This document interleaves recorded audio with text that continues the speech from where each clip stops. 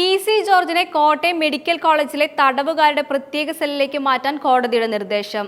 ഇ.സി.ജിയിലെ വ്യതിയാനമുണ്ടെന്ന് കണ്ടെത്തലിനെ തുടർന്നാണ് പി.സി. ജോർജിനെ കോട്ടയം മെഡിക്കൽ കോളേജിലേക്ക് മാറ്റിയത്. ഇതിനു പിന്നാലെയാണ് കോട്ടയം മെഡിക്കൽ കോളേജിലെ തടവുകാരുടെ പ്രത്യേക സെല്ലിലേക്ക് മാറ്റാൻ കോടതി നിർദ്ദേശിക്കുകയായിരുന്നു.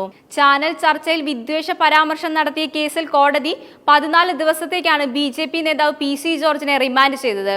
കോടതി 14 ദിവസത്തേക്ക് റിമാൻഡ് ചെയ്ത ബി.ജെ.പി. നേതാവ് പി.സി. ജോർജിനെ കോടതിയിൽ ഹാജരാക്കുന്നതിന് മുൻപായി നടത്തിയ വൈദ്യ പരിശോധനയിൽ ആരോഗ്യ പ്രശ്നം.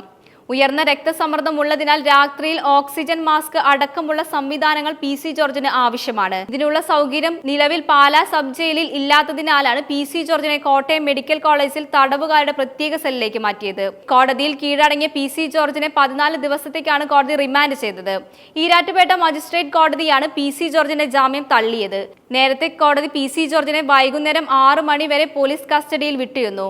ചോദ്യം ചെയ്യലിന് ഈരാറ്റുപേട്ട പോലീസ് സ്റ്റേഷനിൽ എത്തുമെന്നും അറിയിച്ചിരിക്കുന്നെങ്കിലും അതിന് നാടകീയമായ ഈരാറ്റുപേട്ട കോടതിയിലെത്തിയ കീഴടങ്ങിയ പി.സി. ജോർജിനെ കനത്ത തിരിച്ചടിയാണ് കോടതി തീരുമാനിച്ചത്. കഴിഞ്ഞ ദിവസം പോലീസ് അറസ്റ്റ് ചെയ്യാൻ നീക്കം തുടങ്ങിയതിന് പിന്നാലെ ഹാജരാക്കാൻ 2 ദിവസത്തെ സാവകാശം പി.സി. ജോർജ് തേടിയിരുന്നു. ജനുവരി 5-ന് ചാനൽ ചർച്ചയ്ക്കിടെ പി.സി. ജോർജ് മുസ്ലിം വിരുദ്ധ പരാമർശം നടത്തിയത് യൂത്ത് ലീഗ് ഈരാറ്റുപേട്ട മണ്ഡലം കമ്മിറ്റിയുടെ പരാതിയിലാണ് പോലീസ് കേസെടുത്തത്.